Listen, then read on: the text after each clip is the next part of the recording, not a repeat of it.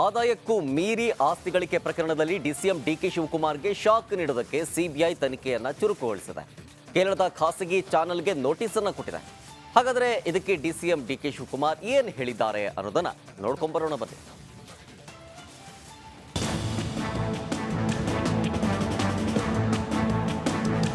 ಕಾಂಗ್ರೆಸ್ ನಾಯಕ ಡಿಸಿಎಂ ಡಿಕೆಶಿಗೆ ಅಕ್ರಮ ಆಸ್ತಿ ಗಳಿಕೆ ಪ್ರಕರಣದ ಸಂಕಷ್ಟ ತಪ್ಪುವ ಹಾಗೆ ಕಾಣ್ತಿಲ್ಲ.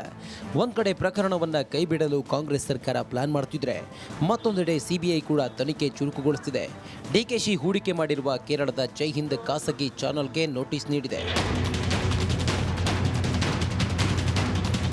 ಜನವರಿ 11ಕ್ಕೆ ವಿಚಾರಣೆಗೆ ಬರಬೇಕು ಅಂತ ಅಪರಾಧ ದಂಡ ಸಂಹಿತೆ ಸೆಕ್ಷನ್ 91 ಅಡಿಯಲ್ಲಿ ನೋಟಿಸ್ ಕೊಡಲಾಗಿದೆ.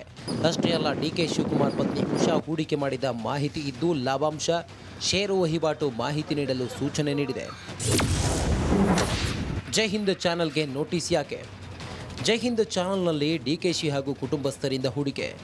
ಚಾನೆಲ್ನ ವ್ಯಾವಹಾರಿಕ ವಹಿವಾಟು ನೋಡಿಕೊಳ್ತಿದ್ದ ಡಿಕೆ ಕುಟುಂಬ. ಹೀಗಾಗಿ ವಹಿವಾಟಿನ ವಿವರ ನೀಡುವಂತೆ ಸಿಬಿಐ ನೋಟಿಸ್.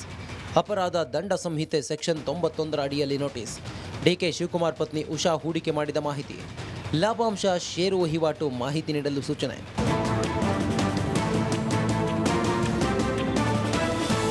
ಇನ್ನು ರಿಪಬ್ಲಿಕ್ ಕನ್ನಡ ಬ್ರೇಕ್ ಮಾಡಿದ ಸುದ್ದಿಗೆ ಡಿಸಿಎಂ ಡಿಕೆಶಿಯೇ ಪ್ರತಿಕ್ರಿಯೆ ನೀಡಿದ್ದಾರೆ.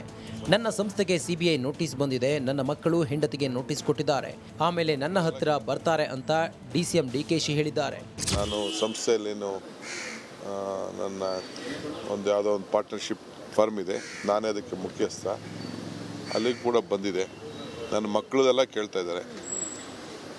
ನನ್ನ ಮಕ್ಕಳು, ನನ್ನ ಹೆಂಡತಿ, ನನ್ನ ಕುಟುಂಬದವರು, ನನ್ನ ಸಂಬಂಧದವ್ರದ್ದೆಲ್ಲ ಕೂಡ ಕೇಳ್ತಾ ಇದ್ದಾರೆ.